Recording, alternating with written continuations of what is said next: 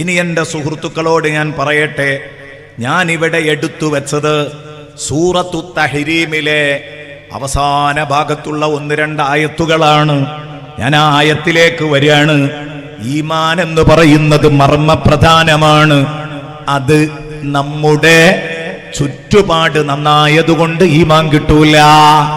സാഹചര്യം നന്നായി എന്നതുകൊണ്ട് നമുക്ക് ഈമാൻ ലഭിക്കുകയില്ല. സാഹചര്യം എത്ര പ്രതികൂലമാണെങ്കിലും അല്ലാഹു റബ്ബുൽ ഇസ്സത്തിന്റെ ആ മഹാവെളിച്ചമാകുന്ന ഈമാൻ അത് സ്വീകരിക്കണം എന്ന് നിർബന്ധമുള്ളവരെ ആ വെളിച്ചത്തിൽ നിന്ന് പിന്മാറ്റാനും കഴിയില്ല. അങ്ങനെയാണ് സുഹൃത്തുക്കളെ. നല്ലൊരാശയാണ് ഇപ്പ പറഞ്ഞു വെച്ചത്. എന്നെ തല്ലണ്ട അമ്മാവ, ഞാൻ നന്നാവൂല, ഞാൻ ലാ ഇലാഹ ഇല്ലല്ലാഹിലേക്ക് ഇല്ല, ഞാൻ മുഹമ്മദുർ റസൂലുള്ളാഹിയിലേക്ക് ഇല്ല എന്നൊരാള് ശാഠ്യം പിടിക്കുകയാണെങ്കിൽ അവനെ നന്നാക്കാൻ ഒരാളും നോക്കണ്ട.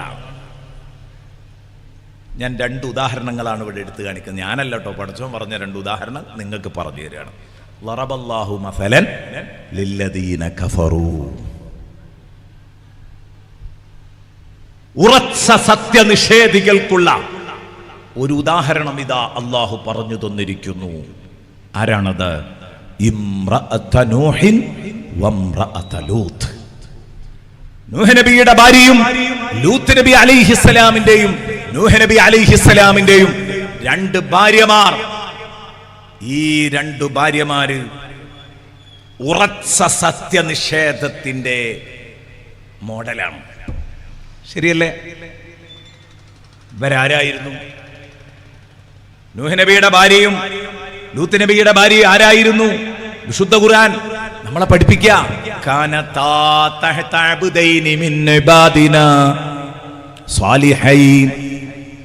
നമ്മുടെ ഇഷ്ടദാസന്മാരിൽ നിന്ന് സച്ചരിതരായ 2 അടിമകളുടെ കീഴിലായിരുന്നു അവരുണ്ടായിരുന്നത്.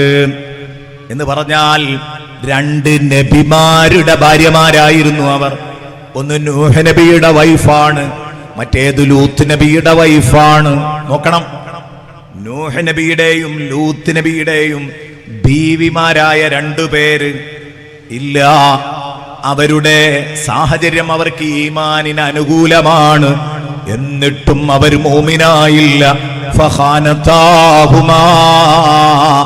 അവർ 2 ശരിക്ക് ഈ 2 ഭർത്താക്കന്മാരെയും പഞ്ഞിവെക്കുകയാ ചെയ്തത്, വഞ്ചിക്കുകയാ ചെയ്തത്, പറ്റിക്കുകയാ ചെയ്തത്.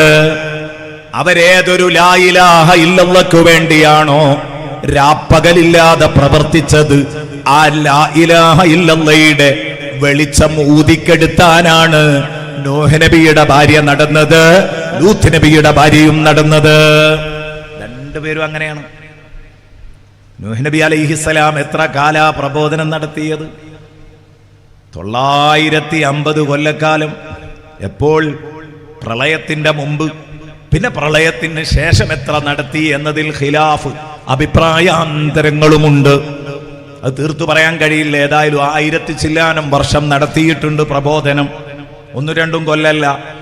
ആദ്യത്തെ 950 കൊല്ലക്കാലം നടത്തിയപ്പം ആ 950 കൊല്ലക്കാലത്തെ തളരാത്ത ദഅവത്തിന്റെ പ്രവർത്തനങ്ങളുടെ ഫലമായിട്ട് 60, 70, 80 പേര് പരിശുദ്ധ ഇസ്ലാമിലേക്ക് കടന്നു വന്നു, ഈമാൻ സ്വീകരിച്ചു. ബാക്കിയുള്ളവരൊക്കെ പുറത്ത് തന്നെ. ഒന്ന് ആലോചിച്ച് നോക്കൂ, എത്രമാത്രം വേദന ഉണ്ടാക്കും അത്.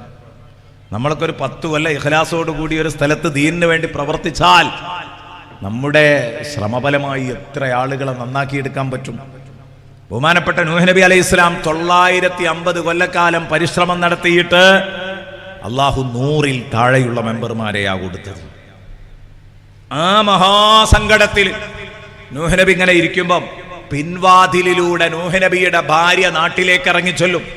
എന്നിട്ട് ഭാര്യ പരസ്യമായിട്ട് നാട്ടിലെ കുഫറിന്റെ നേതാക്കന്മാരെ വിളിച്ചിട്ട്, ലീഡേഴ്സിനെ വിളിച്ചിട്ട് അവരോട് പറയായിരുന്നത്രേ, പിന്നെ നൂഹ് പറയുന്ന ലാ ഇലാഹ ഇല്ലല്ലാഹിൽ നിങ്ങൾ പെട്ടുപോകണ്ടട്ടോ, ആ മതത്തിലേക്കൊന്നും പോകണ്ടട്ടോ, ഇന്നഹു ലമജ്നൂൻ. നൂഹ് നബിനെ പറ്റി പറയും, മൂപ്പർക്ക് തലക്ക് സുഖല്ല. നോക്കണം, നാട് മുഴുവൻ നമുക്കെതിരായ പ്രശ്നമല്ല, പക്ഷെ നമ്മളെ അമ്മ, നമ്മളെ വാപ്പ, നമ്മളെ ഭാര്യ, നമ്മളെ മക്കള് അവര് നാട്ടിലിറങ്ങിയിട്ട് പറയാണ്, പിന്നെ എൻ്റെ കെട്ടിയോൻ പറഞ്ഞത് കേൾക്കരുത് കേട്ടോ, എൻ്റെ വാപ്പ പറഞ്ഞത് കേൾക്കരുത് കേട്ടോ, എൻ്റെ മകൻ പറഞ്ഞത് കേൾക്കരുത് കേട്ടോ, കേൾക്കരുത്. എന്താ കാരണം? കൂടെ കിടക്കുന്നവനെ രാപ്പനി അറിയൂ, അയാൾക്ക് തലക്ക് സുഖമല്ല, ഞങ്ങൾ മരുന്ന് കൊടുത്തുകൊണ്ടിരിക്കുക എന്ന് പറഞ്ഞാൽ പിന്നെ എന്ത് പണിയെടുത്തിട്ടും കാര്യമല്ല. ആ കോലത്തിൽ നൂഹ് നബി അലൈഹിസ്സലാമിനെതിരെ പ്രവർത്തിച്ച നൂഹ് നബിയുടെ ബീവി എന്തുകൊണ്ട് നൂഹ് നബി എന്ന അനുകൂല സാഹചര്യം മുമ്പിലുണ്ടായിട്ടും ഈമാൻ സ്വീകരിച്ചില്ല? അവിടെയാണ് ഈമാൻ എന്ന് പറയുന്നത് ഒരു മഹത്തായ സൗഭാഗ്യമാണ്, ഹിദായത്ത്. അതുകൊണ്ട് നിങ്ങൾ നിസ്കരിക്കുമ്പോഴേ ഫാത്തിഹയിൽ ആ ആയത്തോതുമ്പോഴേ ഒന്ന് മനസ്സറിഞ്ഞോദണം,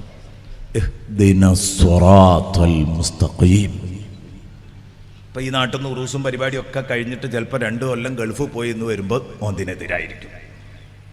ഇവിടെ ഉണ്ടോയെന്ന് എനിക്കറിയില്ല. അതുകൊണ്ട് നല്ലോണം മനസ്സറിഞ്ഞ് ആമീൻ പറയണം, മനസ്സറിഞ്ഞ് പ്രാർത്ഥിക്കണം. ഇഹ്ദിന സിറാത്തൽ മുസ്തഖീം. എപ്പോഴാണ് റൂട്ടിൽ നിന്ന് തെറ്റിപ്പോവാന്ന് പറയാൻ പറ്റൂല. അതിന് ഇബ്ലീസ് ഇങ്ങനെ നടക്കും. റൂട്ടിൽ നിന്ന് തെറ്റിപ്പോകരുത്. മഹാന്മാരുടെ ഒപ്പം നിൽക്കുന്ന സംവിധാനത്തിൽ നിന്ന് എപ്പോൾ തെറ്റിയോ അപ്പം റൂട്ടിൽ നിന്ന് തെറ്റി ഉറപ്പിക്കണം. കാരണം ഫാത്തിഹയിൽ പഠിപ്പിക്കുന്നത് അതാണ്, മഹാന്മാരുടെ റൂട്ടിലൂടെ പോകാൻ, അവർ പഠിപ്പിച്ച വഴിയിലൂടെ നീങ്ങാനാണ്.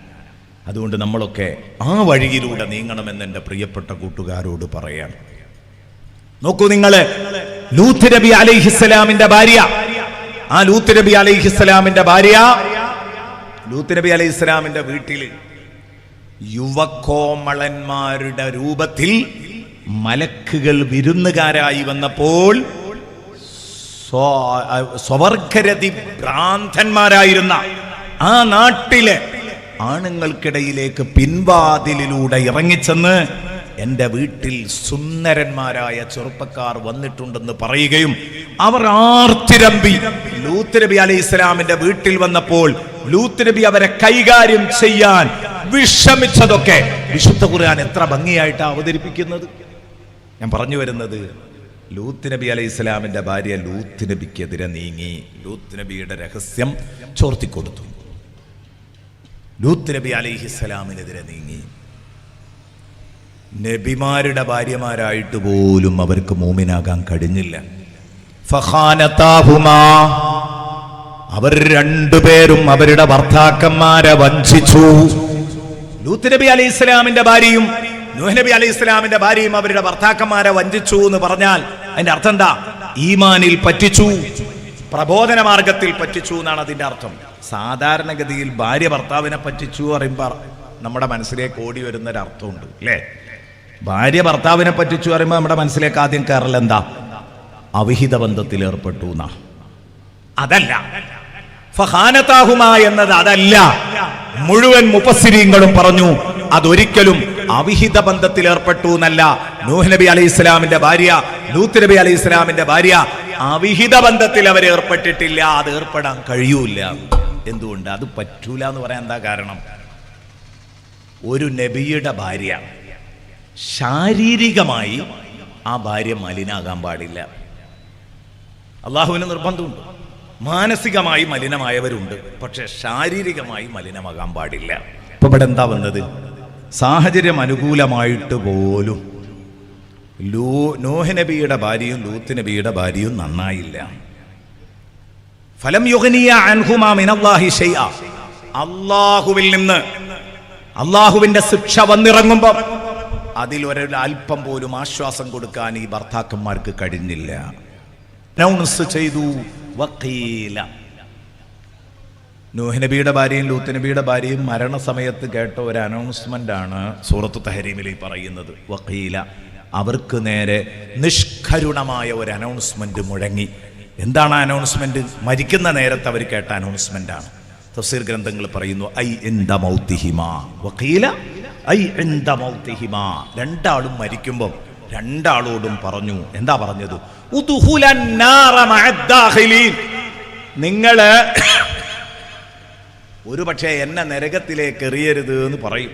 ഞാൻ നൂഹിൻ്റെ ഭാര്യയാണ്, ഞാൻ ലൂത്തിൻ്റെ ഭാര്യയാണ്. നിങ്ങൾ അവരുടെ ഭാര്യ തന്നെയായിരുന്നു, ഭാര്യാപദത്തിൽ ഇരുന്നിട്ടുണ്ട്, പക്ഷെ അവരോട് ആദർശപൊരുത്തല്ലായിരുന്നു. അതുകൊണ്ട് ഉദ്ഖുലൻ നാറ മഅദ്ദാഖിലീൻ, നരകത്തിൽ കടക്കുന്ന മറ്റു നരകാവകാശികളുടെ കൂടെ നിങ്ങളും നിഷ്കരുണം, ഒരു സ്നേഹവും എനിക്കതിലില്ല, നിർദാക്ഷിണ്യം, നിങ്ങളും നരകത്തിലേക്ക് രണ്ടാളും പൊയ്ക്കോളൂ എന്ന് അള്ളാഹു പറഞ്ഞു. ഞാൻ പറഞ്ഞു വന്നത്, അനുകൂല സാഹചര്യം ഉണ്ടായിട്ടൊരാൾ രക്ഷപ്പെടുകയാണെങ്കിൽ ഇവർ രണ്ടാളും രക്ഷപ്പെടണം. രക്ഷപ്പെട്ടിട്ടില്ല. ഇനി നമ്മൾ വദറബല്ലാഹു മസലൻ ലില്ലദീന ആമനൂ, കുഫറിൽ അങ്ങോട്ട് മൂടറച്ചു പോയാൽ എങ്ങനെയാണ് ആ കുഫറിന്ന് ഇളകാതെ നിൽക്കുക? സാഹചര്യം എന്താവട്ടെ, കുഫറിൽ ഉറച്ചോല് കുഫറിൽ തന്നെ നിൽക്കും എന്നതിനാണ് ആദ്യത്തെ ഉദാഹരണം പറഞ്ഞത്. കുഫറിന് റോൾ മോഡലാണ് ആദ്യം അവതരിപ്പിച്ചത്. ഇനി ഈമാന് റോൾ മോഡൽ, വദറബല്ലാഹു മസലൻ ലില്ലദീന ആമനൂ, ഉറച്ച വിശ്വാസികൾക്കുള്ള റോൾ മോഡൽ അല്ലാഹ് പറയുന്നത് ഇംറഅത ഫിർഔൻ, ഒന്ന് ഫറോവയുടെ ഭാര്യ ആസിയ ബീവി റളിയല്ലാഹു അൻഹായാണ്.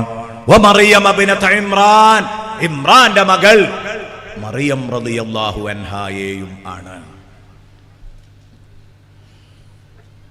രണ്ടിലും ഉദാഹരണം പറഞ്ഞത് പെണ്ണുങ്ങളെയാണ്. രണ്ടിലും പെണ്ണുങ്ങളെ ഉദാഹരണം പറഞ്ഞത് എന്തേ അങ്ങനെ?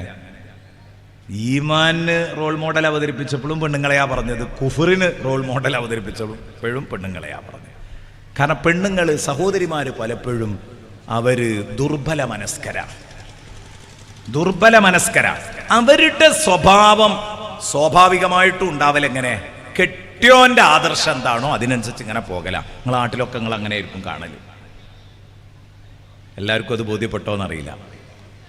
കെട്ടിയോന്റെ നിലപാട് എന്താ അതിനനുസരിച്ച് ഇങ്ങനെ പോലാ കെട്ടിയോള്. സ്വന്തം ഒരു നിലപാട് പലപ്പോഴും സഹോദരിമാർക്ക് കുറയും. ആ കൂട്ടത്തിൽ നിന്ന് കെട്ടിയോന്റെ നിലപാട് സ്വീകരിക്കാത്ത ആളെയാണ് ഇവിടെ പരിചയപ്പെടുത്തിയത് ആദ്യം. അത് മോശമായി പരിചയപ്പെടുത്തി ആരെ? നൂഹ് നബിന്റെയും ലൂത്ത് നബിന്റെയും ഭാര്യയെ. ഇനി മദ്ഹ് ചെയ്ത് പ്രകീർത്തിച്ചുകൊണ്ട് പരിചയപ്പെടുത്തി ഫറോവയുടെ ഭാര്യ ആസിയ ബീവി റളിയല്ലാഹു അൻഹായെ. കണ്ടോ, പ്രതികൂല സാഹചര്യത്തിലും ഈമാനിൽ അടിയുറച്ചു നിന്നു ബഹുമാനപ്പെട്ട ബീവി ആസിയ. ഫറോവയുടെ ഭാര്യ ആരാ? ഫറോവ അന റബ്ബുകുമുൽ അഅ്ലാ, ഞാനാണ് നിങ്ങളുടെ ഏറ്റവും വലിയ റബ്ബ് എന്ന് പറഞ്ഞു വല്യേട്ടൻ മനോഭാവം ചമഞ്ഞ ആൾ ദൈവം ചമഞ്ഞ ഫറോവയുടെ ഭാര്യ പോലും മുഅ്മിനത്തായിരുന്നു. ആ ഈമാന്റെ കുറപ്പ് എത്രയായിരുന്നു? അത് ഖുർആൻ ഒന്ന് ശരിക്കും മട്ടത്തിന് ഭംഗിയായിട്ട് അവതരിപ്പിക്കുകയും ചെയ്തിട്ടുണ്ട്. ഇത് ഖാലത്ത് റബ്ബി ബിനിലി ഇൻദക ബൈതൻ ഫിൽ ജന്ന. അതായത് ഈ ഫറോവയുടെ ഭാര്യ ആസിയ ബീവി മനം നൊന്ത് പ്രാർത്ഥിച്ച ഒരു ഘട്ടമുണ്ട്. അവിടെയാണ് ഈമാന്റെ കരുത്ത് തെളിയിച്ചത്. ലോകാവസാനം വരെ വരാൻ പോകുന്ന വിശ്വാസികൾക്ക് ഈമാന്റെ റോൾ മോഡലായത് എവിടെ? ഇത് ഖാലത്ത് റബ്ബി ബിനിലി ഇൻദക ബൈതൻ ഫിൽ ജന്ന. അല്ലാഹുവേ, എന്റെ നാഥാ, നിന്റെ അടുത്ത് സ്വർഗത്തിൽ എനിക്കൊരു കൊട്ടാരം പണിയണേ, ഒരു വീട് പണിയണേ എന്ന് പടച്ചോനോട് ദുആ ചെയ്ത ഒരു സന്ദർഭമുണ്ട്. അപ്പോഴാണ് ബഹുമാനപ്പെട്ട ബീവി ആസിയ റളിയല്ലാഹു അൻഹ തൻ്റെ ഈമാന്റെ കരുത്ത് തെളിയിച്ചത്. ഞാൻ ആദ്യം ആസിയ ബീവിയുടെ ചരിത്രം ഒന്ന് പറയാം. എങ്ങനെ? എല്ലാം കൂടെ വിശാലമായിട്ട് പറയല്ല, ഒന്ന് പറയാം. ഈ ആസിയ ബീവി ആദ്യമേ മുസ്ലിമായിരുന്നോ? അല്ല, ഫറോവയുടെ ഭാര്യയായിരുന്നു. രാജാവിനോട് അനുസരണമുള്ള ഫറോവ ഒരു തീരുമാനം എടുത്താൽ ഒരാൾക്കും അതിൽ നിന്ന് മാറ്റാൻ പറ്റൂലായിരുന്നു അത്രേ. ഫറോവന്റെ തീരുമാനം മാറ്റാൻ ലോകത്തൊരൊറ്റാക്കേ കഴിഞ്ഞിരുന്നുള്ളൂ, അത് ആസിയ ബീവിയ. എന്ന് പറഞ്ഞാൽ ആസിയ എന്ന് പറയുന്ന തൻ്റെ ഭാര്യ ഫറോവയുടെ ലോകത്തെ ഏറ്റവും വലിയ വീക്ക്നെസ് ആയിരുന്നു ഭാര്യ. ഈ ഏത് പോക്കിരികൾക്കും എന്തെങ്കിലുമൊക്കെ വീക്ക്നെസ് ഉണ്ടാവും, അത് നിങ്ങൾ ശ്രദ്ധിച്ചിട്ടുണ്ടാവും. ആർക്കും വഴങ്ങാത്തോലുണ്ടാവും, പക്ഷെ അവൻ്റെ ഒരു ക്ലോസ് ഫ്രണ്ട് ഉണ്ടാവും, അവൻ പറഞ്ഞാൽ കേൾക്കും. അപ്പം അവനെ ഉപയോഗപ്പെടുത്തിയാണ് അയാളെ വഴക്കൽ, അല്ലേ? ചില ആളുകളുണ്ട് ആര് പറഞ്ഞാലും കേൾക്കൂല, മക്കള് പറഞ്ഞാൽ കേൾക്കും. ചിലരുണ്ട് ആര് പറഞ്ഞാലും കേൾക്കൂല, ഉമ്മ പറഞ്ഞാൽ കേൾക്കും. ചിലർ ലോകത്ത് ആര് പറഞ്ഞാലും കേൾക്കൂല, ഭാര്യ പറഞ്ഞാൽ കേൾക്കും. കെട്ടിയോള് അവന്റെ വീക്ക്നെസ് ആയിരിക്കും. ആ കൂട്ടത്തിൽപ്പെട്ട ആളായിരുന്നു ഫറോവ. കെട്ടിയോളൊരു വീക്ക്നെസ് ആയിരുന്നു ആസിയ ബീവി.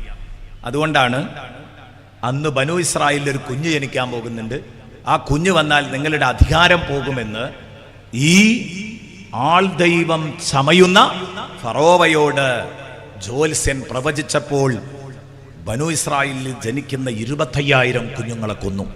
25,000, 1,00,000 കുഞ്ഞുങ്ങളെ കൊന്നു. മൂസ നബി അലൈഹി സ്വലാം ജനിക്കുന്നത് പേടിച്ചിട്ടാത്. അപ്പോൾ മൂസ നബി അലൈഹി സ്വലാമിൻ്റെ ഉമ്മ പേടിച്ചിട്ട്, എൻ്റെ കുട്ടി തന്നെയാണിത്, ഈ പറഞ്ഞ കുട്ടീനെ കൊന്നുകളയാൻ പാടില്ല. എന്ത് ചെയ്തു? മൂസ നബിയുടെ ഉമ്മ കുട്ടിയെ കൊല്ലാതിരിക്കാൻ വേണ്ടിയിട്ട് മൂസ നബിക്ക് അള്ളാഹു ഒരു ഉൾവിളി കൊടുക്കും. മൂസ നബിൻ്റെ ഉമ്മക്ക് വൗഹൈനാ ഇലാ ഉമ്മിഹി, മൂസ നബി അലൈഹി ഇസ്ലാമിൻ്റെ ഉമ്മക്ക് അള്ളാഹു തോന്നിപ്പിച്ചു കൊടുത്തു എന്നാ ഖുർആൻ പറയുന്നത്. ഏത്? ഒരു പെട്ടി ഉണ്ടാക്കി അതിലാക്കിയാൽ മതി, മുകൾ ഭാഗത്ത് ദ്വാരമിടുക, വായു സഞ്ചാരത്തിന് വേണ്ടി അടിഭാഗമൊക്കെ വെള്ളം കടക്കാതെ സജ്ജീകരിക്കുക, എന്നിട്ട് പുഴയിൽ ഒഴുക്കി വിട്ടാൽ മതി എന്ന് പറഞ്ഞു. ഏതു പുഴയിൽ? നൈൽ നദിയിൽ. നൈൽ നദിയിൽ കുഴപ്പങ്ങളൊന്നും ഉണ്ടാവില്ല. നൈൽ നദി അങ്ങനെയാണല്ലോ, ശാന്താണ്. അപ്പോൾ ആ നൈൽ നദിയിലൂടെ അതിങ്ങനെ ഒഴുകി വരികയാണ്. അപ്പോഴാണ് ആസിയ ബീവി കുളിക്കാൻ വരുന്ന സമയം. ആസിയ ബീവി കണ്ടു, ആ പോകുന്ന പെട്ടി പിടിക്കാൻ പറഞ്ഞു. പെട്ടി പിടിച്ച് കൊണ്ടുവന്ന് നോക്കുമ്പോൾ സുന്ദരനായൊരു കുഞ്ഞ് അതിൻ്റെ ഉള്ളിലിരിക്കുന്നു. ആസിയ ബീവിക്ക് കണ്ടപാടെ ഈ കുഞ്ഞിനോടൊരു മഹബത്ത് ആസിയ ബീവിൻ്റെ മനസ്സിൽ അള്ളാഹ് ഇങ്ങോട്ട് കൊടുത്തു. ആസിയ ബീവി ഇതുമായിട്ട് വീട്ടിൽ ചെന്നു. അപ്പോൾ ഫറോവ പറഞ്ഞു, ഇതന്നെ ആയിരിക്കും ഞാൻ ഭയപ്പെടുന്ന ആ കുട്ടി. ഇവനെ ഒരിക്കലും വെച്ചേക്കാൻ പാടില്ല. 1,00,000 ആളുകളെ ഞാൻ കൊന്നത് ഇവനെ പേടിച്ചായിരിക്കാം. ഇവനെ ഈ കൊലക്ക് വിട്ടുകൊടുക്കാതിരിക്കാൻ പെട്ടിയിലാക്കി ഒഴുക്കിയതായിരിക്കാം. ആസിയ ബീവി പറഞ്ഞാ കേൾക്കും. ആസിയ ബീവി കാല് പിടിച്ചിട്ട് പറഞ്ഞു, ഓ പ്രിയപ്പെട്ടവരെ, ഭർത്താവിനോട് പറയാണ്, നിങ്ങൾ എന്ത് സൊക്കടായി പറയുന്നത്? ഈ നാട്ടിൽ നിന്നൊന്നും അല്ല ഈ കുട്ടി വന്നത്, ഇത് നമ്മളെ നാട്ടിൽ നിന്ന് വന്നതാ, ഇവിടെ തൊട്ടടുത്ത് മുകളിലേണ്ട് ഇട്ടതാണ്. പക്ഷേ ഇവര് പറഞ്ഞു, ഇത് എവിടുന്നോ നൈൽ നദിയിൽ ദൂരെ നിന്നിങ്ങനെ ഒഴുകി വന്നതാണ്, ദൂരെ നിന്ന് ഒഴുകി വന്നതാണ്, അങ്ങനെ താഴെ എത്തിയതാണ്. അത് ഇന്ന് നാട്ടുകാരനൊന്നും അല്ല. അതുകൊണ്ട് ഈ കുഞ്ഞിനെ വളർത്തണം. ഇതിൻ്റെ മുഖത്ത് നോക്കിയിട്ട് ഇതിനെ കൊല്ലാൻ തോന്നുന്നുണ്ട് നിങ്ങൾക്ക്? എന്തൊരു സുന്ദരനായ കുഞ്ഞ്, എന്തൊരു നല്ല കുട്ടി. എല്ലാം അങ്ങ് പറഞ്ഞു കൊടുത്തു, എല്ലാം അങ്ങ് പറഞ്ഞു കൊടുത്തു. അപ്പം ശരിയാന്ന് തോന്നി. പക്ഷെ ഇടക്കിടക്കൊക്കെ ഈ കുട്ടി ചെറുപ്പത്തിലേ ഫറോവയോട് പ്രതിഷേധം കാണിച്ചുകൊണ്ടിരുന്നു. ഒരിക്കൽ ഫറോവ കസേരയിലിരിക്കുമ്പോൾ കയറിയിട്ട് താടി പിടിച്ചു വലിച്ചു. അപ്പോഴേക്ക് വിളിച്ചു, ആസിയാവ. ഇവൻ തന്നെയാണ് അവൻ എന്നാ തോന്നുന്നത്, ഇവൻ എന്റെ മേക്കിട്ട് കയറുന്നുണ്ട് എന്ന് പറഞ്ഞപ്പോ ആസിയ ബീബി ഇടപെട്ടു. ഓ, എട്ടും പൊട്ടും തിരിയാത്തൊരു ചെറിയ കുഞ്ഞ്, അത് വാപ്പാരോടും വല്ലിപ്പാരോടും ഒക്കെ കളിക്കൂലേ, ചെറിയ കുട്ടികൾ വികൃതി കാണിക്കൂലേ, ചിലപ്പോൾ തല്ലും, വേദനിപ്പിക്കും, കടിക്കും ഒക്കെ ചെയ്യും. അതിലല്ലേ അതിനെ കൂട്ടാനുള്ളൂ. ഈ കുഞ്ഞിൻ്റെ മുമ്പിൽ വേണമെങ്കിൽ ഈ കുഞ്ഞിൻ്റെ പക്വത നിങ്ങൾക്ക് പരിശോധിക്കാൻ ഒരു പാത്രത്തിൽ തീയിൻ്റെ കഷ്ണവും ഒരു പാത്രത്തിലെ സ്വർണത്തിൻ്റെ കട്ടയും ഒന്നിങ്ങനെ വെച്ചു കൊടുക്കൂ. ആ കുട്ടി ഒരു പക്ഷേ തീക്കട്ടയായിരിക്കും എടുക്കുക. അപ്പോൾ നിങ്ങൾക്ക് തിരിയൂ കുട്ടിയുടെ പക്വത. പക്ഷേ ഇത് ഓർഡിനറി മനുഷ്യനല്ല, എക്സ്ട്രാ ഓർഡിനറിയാണ്. മൂസാ നബി സാധാരണ കുഞ്ഞല്ല. മൂസാ നബി അലൈഹി സ്വലാം കൈ കൊണ്ടുപോയത് സ്വർണ്ണം എടുക്കാനാ. അത് എടുത്തിരുന്നെങ്കിൽ അതോടുകൂടെ കഥ കഴിയും. പക്ഷേ അള്ളാഹു ജിബ്രീലിനെ പറഞ്ഞു വെച്ചു. ജിബ്രീൽ കൈ ഇങ്ങോട്ട് തട്ടി, ഇതെടുത്തോളൂ, ജീവിക്കണമെങ്കിൽ ഇതെടുക്കണം. ഇതെടുത്തു. എടുത്ത ഉടനെ വായിലേക്ക് ഇട്ടു, ഇട്ട ഉടനെ തുപ്പിക്കളഞ്ഞു. ഇതൊക്കെ നിമിഷ നേരം കൊണ്ടാണ് നടക്കുന്നത്. തുപ്പിക്കളഞ്ഞു. അന്ന് നാവിനേറ്റ ശക്തമായ ആഴത്തിലുള്ള ഒരു പൊള്ളലുണ്ടായിരുന്നു. ആ പൊള്ളൽ കൊണ്ട് ബഹുമാനപ്പെട്ട മൂസ നബി അലൈഹി സ്വലാമിന് ഒരു നല്ല വിക്കുണ്ടായിരുന്നു. നാവിനൊരു നല്ല കെട്ടുണ്ടായിരുന്നു. സംസാരത്തിൽ അങ്ങോട്ട് വ്യക്തത വരൂല, വിക്കുണ്ടായിരുന്നു. സുബ്ഹാനല്ലാഹ്. ആ വിക്ക് തീരാനാണ് പ്രവാചകനായി നിയോഗിക്കപ്പെടുമ്പോൾ മൂസ നബി അലൈഹി സ്വലാം ദുആയിരുന്നത്, റബ്ബിശ്റഹ് ലീ സ്വദ്രീ വയസ്സിർ ലീ അംരീ വഹ്ലുൽ ഉഖ്ദതൻ മിൻ ലിസാനി. പടച്ചോനെ, എൻ്റെ നാവിൻ്റെ കെട്ടഴിച്ചു തരണം, എൻ്റെ കൊഞ്ഞപ്പാട്, എൻ്റെ വിക്ക് തീർത്തു തരണം. അള്ളാഹുവിനോട് ദ്വാരുന്നു. ദ്വാരുന്നപ്പോൾ അള്ളാഹു ഉടനെ ഉത്തരം കൊടുത്തു. അള്ളാഹു പറഞ്ഞു ഖദ് ഊതീത സുഅലക യാ മൂസ. മൂസ നബി നിങ്ങളിപ്പോൾ എന്തൊക്കെ ദ്വായിരുന്നു അതിനൊക്കെ ഉത്തരം തന്നു. ആ നിമിഷം ബഹുമാനപ്പെട്ട മൂസാ നബി അലൈഹി സ്വലാമിൻ്റെ വിക്കു മാറി. നമ്മളൊന്ന് മനസ്സിലാക്കിയതുപോലെ, അല്ലെങ്കിൽ ആരെങ്കിലുമൊക്കെ ഉസ്താദുമാരും മുതാലിബിങ്ങളൊക്കെ മനസ്സിലാക്കിയിട്ടുണ്ടാവും. ചിലരൊക്കെ മനസ്സിലാക്കിയത് മൂസാ നബി അവസാനം വരെ വിക്കുണ്ട് എന്നാണ്. അല്ല, മൂസാ നബി ആ ദ്വാരുന്നപ്പോൾ തന്നെ അള്ളാഹു അതിനുള്ള ഉത്തരം കൊടുത്തിട്ടുണ്ട് എന്നാണ് ഖുർആൻ പറയുന്നത്. ഖുർആന്റെ നസ്സാണത്. മൂസാ നബിന്റെ വിക്ക് അന്ന് തീർന്നിട്ടുണ്ട്. പക്ഷേ പിന്നെന്തിനാ ഇക്കാക്ക ഹാറൂൻ നബിയെ ഒപ്പം നബിയായി അയച്ചു തരാൻ പറഞ്ഞത്? അത് എനിക്ക് ഫസാഹത്തില്ല എന്ന് പറഞ്ഞല്ല, ഹുവ അഫ്സഹു മിന്നി, എന്നേക്കാൾ വാചാലനാണ്. വാചാലത ഉണ്ട് എന്ന് കരുതി ആ വാചാലതക്കപ്പുറം വാചാലത ഉണ്ടാവാം. വിക്കില്ല എന്ന് കരുതിയുകൊണ്ട് പ്രഭാഷണ കലയിലെ രാജാവൂല. മൂസാ നബി അലൈഹി ഇസ്ലാമിനേക്കാൾ പ്രഭാഷണ കലയിലെ രാജാവായിരുന്നു ഹാറൂൻ നബി. അതുകൊണ്ട് എൻ്റെ കാക്കനെ എനിക്ക് സഹായിയായിട്ട്, അസിസ്റ്റന്റായിട്ട് നീ പ്രവാചകനായി അയച്ചു തരണം എന്ന് ബഹുമാനപ്പെട്ട മൂസാ നബി അലൈഹി ഇസ്ലാം ദുആ ചെയ്തു. ഉത്തരം കിട്ടി. ഞാൻ പറയുന്നത്, ആ മൂസാ നബി പിന്നെ മദിയനിലേക്ക് പോയി. സംഭവം വിശാലമാണ്. അത് കഴിഞ്ഞ് നബിയായി തിരിച്ചു വന്നു. ആ സമയത്ത് ഫറോവയുടെ കൊട്ടാരത്തിലേക്ക് തിരിച്ചു വരുമ്പോൾ വലിയൊരു കഥയാണ് കേട്ടോ ഞാൻ 2 മിനിറ്റ് കൊണ്ട് അവതരിപ്പിച്ചത്. അന്ന് ലാ ഇലാഹ ഇല്ലല്ലാഹ് മൂസാ റസൂലുള്ളാഹ് എന്ന് പറഞ്ഞ് ഇവരുടെ ഇടയിലേക്ക് കടന്നു വന്നപ്പോൾ ഇവർ തള്ളിക്കളഞ്ഞു. ഫറോവ നിഷേധിച്ചു. ആസിയ ബീവിയും ആ സമയത്ത് അവിടെ തന്നെയാ ഉള്ളത്. പക്ഷെ എന്നാലും തൻ്റെ പോറ്റുമോനോടൊരു വല്ലാത്ത സന്തോഷം ഉണ്ടായിരുന്നു. പക്ഷേ വിശ്വസിച്ചിട്ടില്ലായിരുന്നു. അങ്ങനെ ഇരിക്കുമ്പോൾ ഈ ഫറോവയുടെ മകളുടെ തലമുടി ചീകി കൊടുക്കുന്ന ഒരു പെണ്ണുണ്ടായിരുന്നു. അവളെ നമുക്ക് സൗകര്യത്തിന്, അവളുടെ പേര് വ്യക്തമല്ല, ഹിസ്കീലിന്റെ ഭാര്യ എന്നാ ചരിത്രത്തിൽ പറയുന്നത്. ഭർത്താവിന്റെ പേര് പറയുന്നുണ്ട്. ഇവരെ നമുക്ക് മാഷിത്ത റളിയല്ലാഹു അൻഹാ എന്ന് പറയാ സൗകര്യത്തിന് കേട്ടോ. മാഷിത്ത എന്ന് പറഞ്ഞാൽ തലമുടി ചീകുന്നവൾ എന്നാണ് അതിൻ്റെ അർത്ഥം. ചീകി കൊടുക്കുന്നവൾ, അതായത് ഫറോവന്റെ മകളുടെ മുടി ചീകി കൊടുക്കലായിരുന്നു ഈ പെണ്ണിന്റെ ഡ്യൂട്ടി. അപ്പോൾ ഒരു ദിവസം ഇങ്ങനെ ഇവര് വിശ്വസിച്ചിട്ടുണ്ട്, ഇവരുടെ ഭർത്താവും വിശ്വസിച്ചിട്ടുണ്ട് സ്വകാര്യമായിട്ട്. അത് രാജാവിനെ അറിയിക്കാതെ രാജാവിന്റെ കൊട്ടാരത്തിലെ വേലക്കാരായി നിൽക്കുന്നു. രാജാവിന്റെ കൊട്ടാരത്തിലെ ഖജനാവ് സൂക്ഷിപ്പുകാരനാണ് ഹിസ്കീൽ. രാജാവിന്റെ മകളുടെ, ഫറോവയുടെ മകളുടെ തലമുടി ചീകിക്കൊടുക്കുന്ന ഉദ്യോഗമാണ് ഹിസ്കീലിന്റെ ഭാര്യക്കുള്ളത്. രണ്ടാളും മുഅ്മിനീങ്ങളാണ്. ഈമാൻ മറച്ചുവെച്ചു അവരവിടെ ജീവിക്കുകയാണ്. ഒരു ദിവസം മകളുടെ തലമുടി ഇങ്ങനെ ചീകിക്കൊടുത്തുകൊണ്ടിരിക്കുമ്പോൾ പെട്ടെന്ന് കയ്യിൽ നിന്ന് അപ്രതീക്ഷിതമായിട്ട് ചീകുന്ന ചീർപ്പ് താഴെ വീണു. നമ്മളൊരു പണിയെടുക്കുമ്പോൾ ഇപ്പം എഴുതുമ്പോൾ പേന താഴെ വീഴുന്നു, അങ്ങനെയൊക്കെ ഉണ്ടാവുമല്ലോ. എഴുതിക്കൊണ്ടിരിക്കുമ്പോൾ പേന താഴെ വീഴാം, വെട്ടിക്കൊണ്ടിരിക്കുമ്പോൾ കത്തി താഴെ വീഴാം, അങ്ങനെയൊക്കെ ഉണ്ടാവും. അപ്പം ആ ഉപകരണം, പണിയെടുക്കുന്ന ഉപകരണം താഴെ വീണപ്പം, ഈ ചീർപ്പ് താഴെ വീണപ്പം അറിയാതെ ഈ പെണ്ണ് ഈമാനികാവേശത്തിൽ ഊട്ടപ്പെട്ട മാഷിത്ത റളിയല്ലാഹു അൻഹ, എപ്പോഴും മനസ്സ് ഈമാനിലാണ്. അതുകൊണ്ട് അറിയാതെ അങ്ങ് പറഞ്ഞുപോയി. മനസ്സിലുള്ള ആവേശം പുറത്തേക്ക് അങ്ങ് വന്നുപോയി. നമ്മളെ കയ്യിൽ നിന്ന് ഒരു പേനൊക്കെ വീഴുമ്പോൾ സുബ്ഹാനല്ലാഹ്, കണ്ണട നിലത്തേക്ക് വീഴുമ്പോൾ സുബ്ഹാനല്ലാഹ് എന്നൊക്കെ പറയുന്നത് പോലെ ഈ പെണ്ണ് പറഞ്ഞു, തഇസ മൻ കഫറ ബില്ലാഹ്, അല്ലാഹുവിനെ കൊണ്ട് നിഷേധിച്ചവർ തുലയട്ടെ, ക്ലേശം അനുഭവിക്കട്ടെ, നശിക്കട്ടെ എന്ന് പറഞ്ഞു. അപ്പൊ ഫറോവയുടെ മകൾ ഇങ്ങനെ നോക്കി. അള്ളാഹുവിനെ കൊണ്ട് നിഷേധിച്ചവർ എന്ന് പറഞ്ഞപ്പോ അള്ളാഹിനെ പരിചയപ്പെടുത്തിയതാരാ? മൂസ നബിയാ. അപ്പൊ നീ മൂസന്റെ ആളാ? നിന്റെ വാപ്പാന്റെ ശമ്പളം പറ്റി കൊട്ടാരത്തിൽ വേലക്കാരിയായി നിന്ന് നീയും നിന്റെ പുതിയാപ്പിളയും പറ്റിച്ചല്ലേ? ഹല്ലക്കി ഇലാഹുൻ ഗൈറു അബീ, എന്റെ വാപ്പയല്ലാത്ത ഒരു ഇലാഹ് നിനക്കുണ്ടടി എന്ന് ചോദിച്ചു. ആക്രോശിച്ചു ഈ പെണ്ണ്, ഈ മകൾ തന്റെ തലമുടി ചീകി കൊടുക്കുന്ന വേലക്കാരിയോട്. അപ്പൊ തുറന്നു ചോദിച്ച സ്ഥിതിക്ക് ഈമാനിക മാധുര്യത്തിൽ ഊട്ടപ്പെട്ട ഹിസ്കീലിന്റെ ഭാര്യ അവര് പറയാണ്, തുറന്നങ്ങ് പറഞ്ഞു. ഇനി ഇവിടെ മറച്ചു വെക്കാനൊന്നുമില്ല, ഒളിച്ചു വെക്കാനൊന്നുമില്ല. പച്ചയായിട്ട് പറഞ്ഞു, റബ്ബീ വറബ്ബുകി വറബ്ബു അബീകി വറബ്ബു സമാവാതി വൽ അർളി വറബ്ബു കുല്ലി ഷൈഇൻ ഹുവല്ലാഹ്.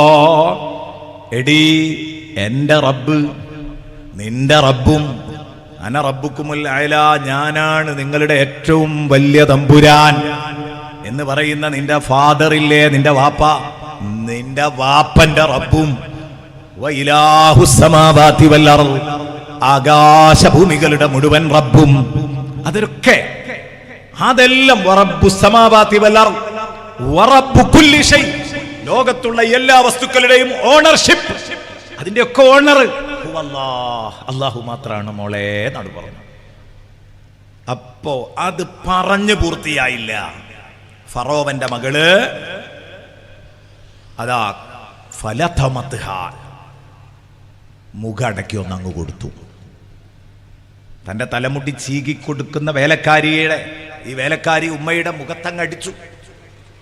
എന്നിട്ട് ചോദിച്ചു, നന്ദി കെട്ടവളെ, എൻ്റെ വാപ്പനെ പറ്റിച്ച് ഈ കൊട്ടാരത്തിൽ നിൽക്കുക അല്ലേ, മൂസന്റെ ആളാണല്ലേ എന്ന് ചോദിച്ചു.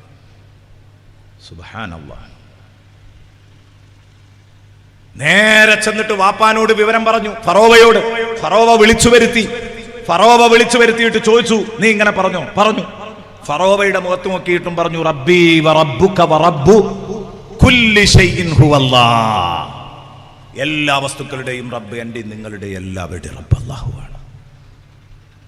അപ്പൊ ഫറോവ പറഞ്ഞു, ഇവളൊരു പാഠം പഠിപ്പിക്കണം, വേഗം ആണി കൊണ്ടുവരൂ എന്ന് പറഞ്ഞു. ഹാതു ബിൽ ഔതാദ്, ആണി കൊണ്ടുവാന്ന് പറഞ്ഞു. ആണി അതായത് എന്താ? ഫറോവയുടെ ഒരു ശിക്ഷാമുറയായിരുന്നു ആണിപ്രയോഗം. ഖുർആൻ പറയുന്നുണ്ട്, ഫറോവയെ പറ്റി പറയുമ്പോൾ ആണിക്കാരൻ ഫറോവ, അങ്ങനെയാ പറയുന്നത്. അത് ഫറോവയുടെ ശിക്ഷാമുറയായിരുന്നു.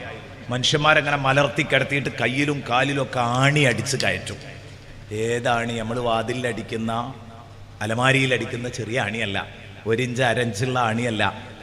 ശരീരത്തിലൂടെയാണ് തുളഞ്ഞ് കയറിയിട്ട് ഭൂമിയിലേക്ക് താഴ്ന്നു പോകുന്ന വിശാലമായ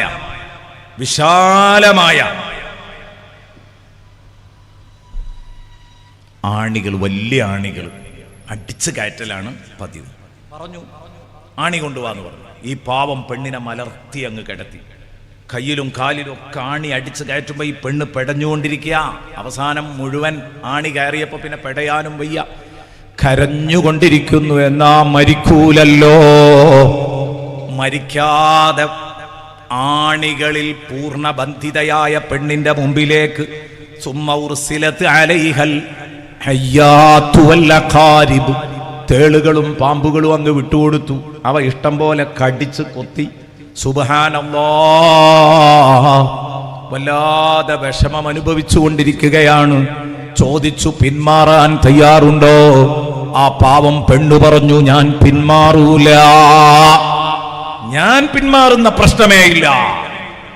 എനിക്കെന്റെ റബ്ബ് ആ മധുരം ലഭിച്ചിട്ടുണ്ട്, എന്നെ പിന്മാറ്റാൻ ആരും നോക്കണ്ട. അപ്പൊ പറഞ്ഞു, നിന്റെ വായ പിളർത്തിയിട്ട്, വായ തുറന്നിട്ട് ആ വായയുടെ മുകളിൽ കൊണ്ടുവന്ന് നിന്റെ കുട്ടിയെ ഞാൻ അറുത്തിട്ട് അതിന്റെ രക്തം നിന്നെ കൊണ്ട് കുടിപ്പിക്കും. ഇങ്ങനെയുള്ളൊരു ഉമ്മാന്റെ മുമ്പിലിട്ട് കുട്ടിയെ കൊന്നാൽ തന്നെ സഹിക്കൂല. പിന്നെ ആ കുട്ടിയെ കൊന്ന് ആ രക്തം അറുത്തിട്ട് ആ രക്തം വായിലേക്ക് ഒഴിച്ചാൽ എങ്ങനെ ഉണ്ടാവും? ഈ ഫറോവ എന്ന് പറഞ്ഞാൽ വലിയ ധിക്കാരിയാ, വെറുതെ അല്ല. അലം തറ കൈഫ ഫഅല റബ്ബുക ബിആദ് ഇറമദാത്തിൽ ഇമാദ് എന്നിങ്ങനെ ചോദിച്ചു വരുന്ന ഭാഗത്താണല്ലോ ഫിർഔനദിൽ ഔതാദുള്ളത്. കാരണം ഇതൊരു ചെറിയ പോക്കിരിയല്ല, ഒരു മഹാപോക്കിരിയാണ്. അവനെ ഓർമ്മിപ്പിക്കുകയാണ് ലോകത്തിന്റെ മുമ്പിൽ എന്നും. നമ്മൾ ആലോചിക്കുക, അങ്ങനെ ഈ കുഞ്ഞിനെ വായിലിട്ട് അറുത്തു, രക്തം മോന്തി കുടിപ്പിച്ചു. അത് കഴിഞ്ഞു. പിറ്റേന്ന് അന്ന് വേർപ്പെടുത്താൻ പറഞ്ഞു. പിറ്റേന്ന് ഇതുപോലെ തളച്ചിട്ടിട്ട് പെണ്ണിനോട് മാറുമെന്ന് വെച്ചു. മാറൂല എന്ന് പറഞ്ഞു. ഇതൊക്കെ എത്ര ഈമാൻ വേണം സുഹൃത്തുക്കളെ, ഒന്ന് മനസ്സിലാക്കുക. ഈമാന്റെ ഉദാഹരണമാക്കാൻ പറ്റിയ വ്യക്തികളല്ലേ ഇവരൊക്കെ? നിങ്ങളൊന്ന് ആലോചിച്ച് നോക്ക്, എത്ര ഈമാൻ വേണം. അപ്പോ പിറ്റേന്ന് പറഞ്ഞു, നിന്റെ അടുത്ത കുട്ടിയെയും ഞാൻ അറുക്കുന്നു. അപ്പൊ പറഞ്ഞു, നീ എന്താ തീരുമാനിക്കുന്നതെങ്കിൽ അത് നടപ്പിലാക്കിക്കോ, ഞാൻ 1 ഇഞ്ച് കുലുങ്ങൂല, പിറകോട്ടില്ല എന്ന് പറഞ്ഞു. പിറ്റേന്ന് ആ മോനെ അറുത്തു. അവർ കൊല്ലപ്പെട്ടു, ഷഹീദായി മരിച്ചുപോയി. സുഹൃത്തുക്കളെ, ആ സമയത്ത് ഷഹീദായി മരിക്കുമ്പം ആ പെണ്ണിന് സ്വർഗത്തിൽ ഒരുക്കി വെച്ച ആ കൊട്ടാരം അള്ളാഹു ഇങ്ങനെ കാണിച്ചു കൊടുത്തു. ഈ കുഞ്ഞുങ്ങളെ അറുത്തപ്പം ഞാൻ പറയാൻ വിട്ടുപോയതാണ്, 2 കുഞ്ഞുങ്ങളും പിറ്റേന്ന് അറുത്ത കുഞ്ഞും വിളിച്ചു പറഞ്ഞു, തലേന്ന് അറുത്ത കുഞ്ഞും വിളിച്ചു പറഞ്ഞു, ഉമ്മാ ലാ തഖാഫി യാ ഉമ്മ, ഉമ്മാ നിങ്ങൾ പേടിക്കരുത്, ഭയപ്പെടരുത്, സങ്കടപ്പെടരുത്. ഇന്നല്ലാഹ ബനാ ലക്കി ബൈതം ഫിൽ ജന്ന, സ്വർഗത്തിൽ എൻ്റെ പൊന്നുമ്മക്ക് വേണ്ടി ഒരു കൊട്ടാരം പടച്ചോൻ പണിതു വെച്ചത് ഞാൻ കാണുകയാണ്. നിങ്ങൾ ബേജാറാകരുത് ട്ടോ ഉമ്മാ. ഈ രണ്ടാമത്തെ കുട്ടിയെ അറുക്കുന്ന ദിവസം ആസിയ ബീവിയും അവിടെ ഉണ്ടായിരുന്നു. ഫറോവയുടെ ഭാര്യ ആസിയ ബീവി തങ്ങ് കേട്ടു. ഈ കുഞ്ഞിനെ അറുക്കുമ്പം ഈ കുഞ്ഞ് പറയാണ്, ഉമ്മാ ഒട്ടും ഭയക്കണ്ട, നിങ്ങൾക്ക് വേണ്ടി അള്ളാഹു സ്വർഗത്തിൽ ഒരു കൊട്ടാരം പണിതിട്ടുണ്ട്. ഇത് ഉറക്കെ കേട്ടപ്പം ബഹുമാനപ്പെട്ട ആസിയ ബീവിക്ക് അവിടെ ചിന്ത വന്നതാണ്. ഇവരെന്തൊക്കെയോ കാണുന്നുണ്ട്, ഇവരെന്തൊക്കെയോ അനുഭവിക്കുന്നുണ്ട്, ഇവരെന്തൊക്കെയോ മനസ്സിലാക്കുന്നുണ്ട്. അതുകൊണ്ട് തന്നെ അവിടെ വെച്ച് ബഹുമാനപ്പെട്ട ആസിയ ബീവി റളിയല്ലാഹു അൻഹാ, അതുവരെ മുഅ്മിനത്തല്ല, അവിടെ വെച്ച് മനസ്സുകൊണ്ട് അങ്ങ് വിശ്വസിച്ചു. അത് കഴിഞ്ഞ് ഭർത്താവിനോട് വീട്ടിൽ ചെന്നിട്ട് പറഞ്ഞു, എന്തൊരു ക്രൂരനാണ് നിങ്ങള്, എനിക്ക് അള്ളാഹുവിനെ ബോധ്യപ്പെട്ടിരിക്കുന്നു. ആമൻതു ബില്ലാഹി വബി മൂസ, ഞാൻ അള്ളാഹുവിനെ കൊണ്ടും മൂസയെ കൊണ്ടും വിശ്വസിച്ചിരിക്കുന്നു. ആമൻതു ബി മൂസ വബി റബ്ബി മൂസ, അങ്ങനെയാ പറഞ്ഞത്. മൂസയെ കൊണ്ടും മൂസയുടെ റബ്ബിനെ കൊണ്ടും ഞാൻ വിശ്വസിച്ചിരിക്കുന്നു. സുബ്ഹാനല്ലാഹ്. ഇനി മാനം കെടാൻ എങ്ങോട്ടെങ്കിലും പോകണോ? കെട്ടിയോളെ പോലും തൻ്റെ ഒപ്പം നിർത്താൻ പറ്റുന്നില്ലെങ്കിൽ ഫറോവക്ക് മാനക്കേടല്ലേ? ഫറോവ ഈ വിവരം തൻ്റെ അടുത്ത ആളുകളോട് പറഞ്ഞു. ആകെ പറ്റിച്ചു. നമ്മളിപ്പോൾ വേറുള്ളവരെയൊക്കെ നേരെയാക്കിയപ്പോഴേക്ക് ഈ ശിക്ഷാമുറ കണ്ട് ആ ശിക്ഷാമുറയിലും ആർത്തിരമ്പി ആ കുഞ്ഞു ഉമ്മയെ സമാധാനിപ്പിച്ച് സ്വർഗമുണ്ട് എന്ന് പറഞ്ഞ ആ ഒരൊറ്റ ഭാഗം എന്റെ ഭാര്യ ആസിയയെ വിശ്വാസിനിയാക്കിയിരിക്കുകയാണ്, മൂമിനത്താക്കിയിരിക്കുകയാണ്. ഇനി എന്ത് ചെയ്യും? നിങ്ങൾ പറയുന്നത് ഞാൻ നടപ്പിലാക്കുന്നു.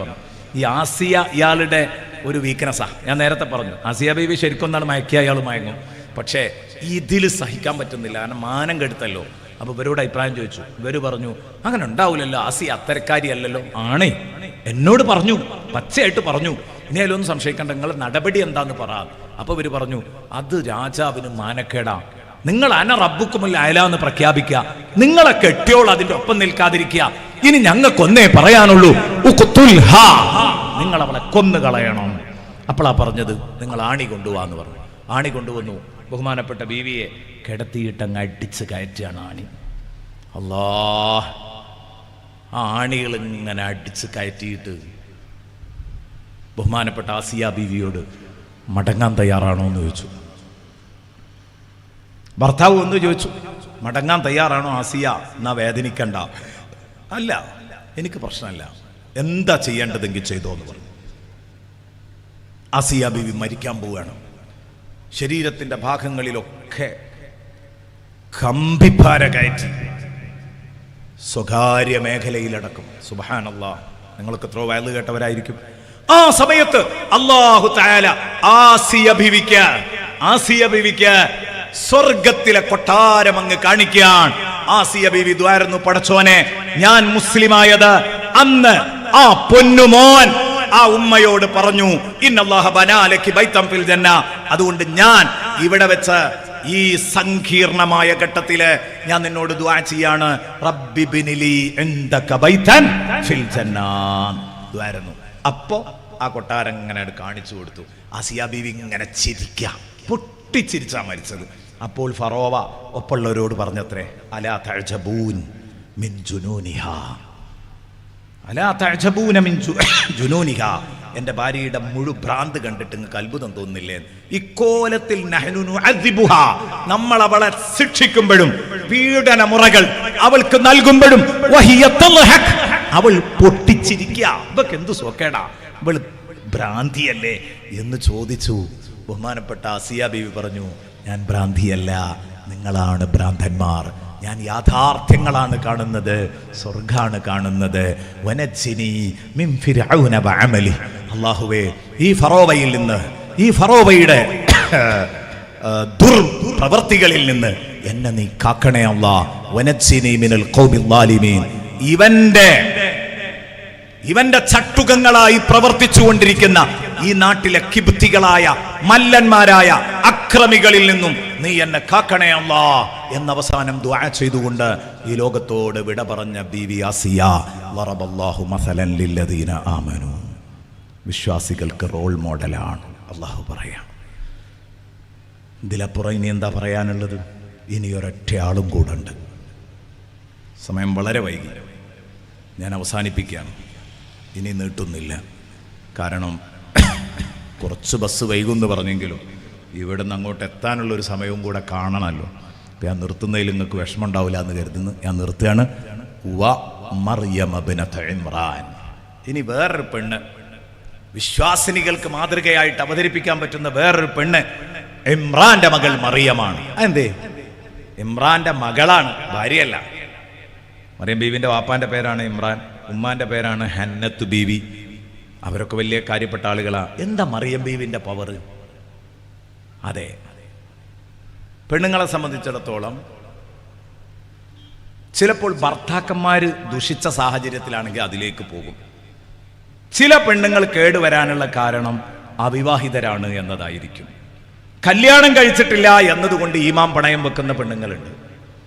മലപ്പുറം ജില്ലയിൽ മലയോര പ്രദേശത്ത് ഒരു സ്ഥലം, എൻ്റെ ഒരു സുഹൃത്ത്, ഒരു സഖാഫി ഉസ്താദ് ജോലി ചെയ്യുന്ന മഹല്ല്, അവിടെ ഒരു പെണ്ണ്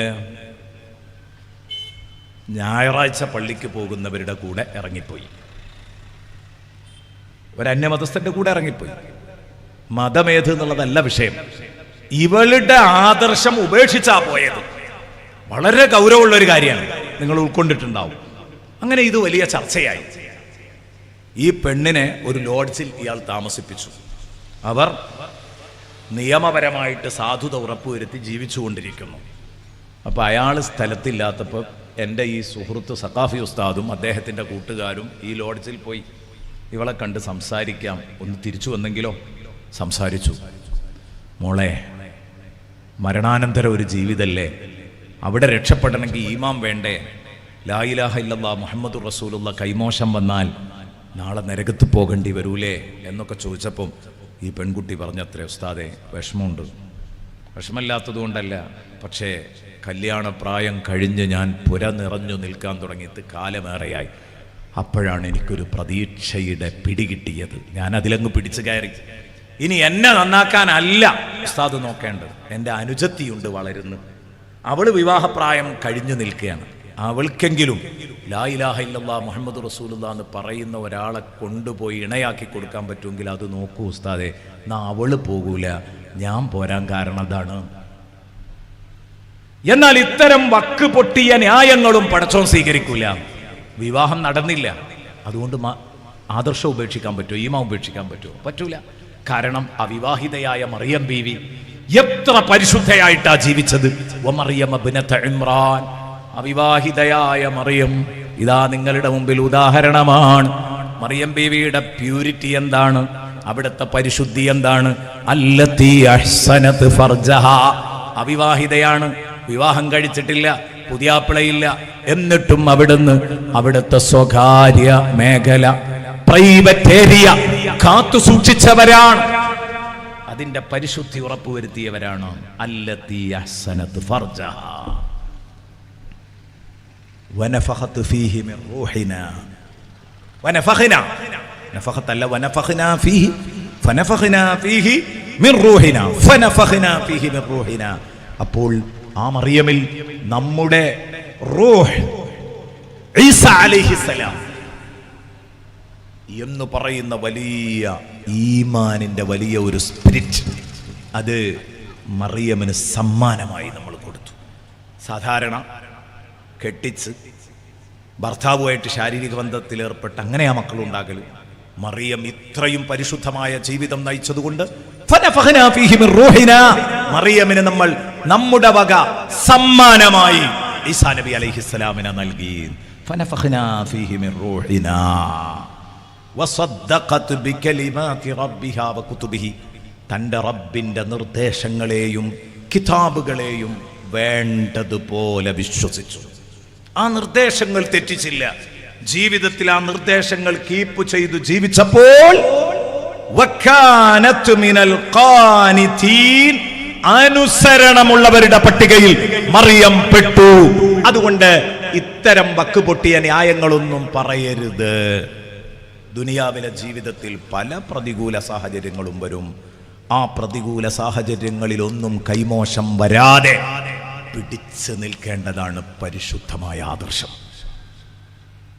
ഇതാ പറഞ്ഞത്, ആദർശമാണ് പ്രധാനം, ഈമാനാണ് പ്രധാനം.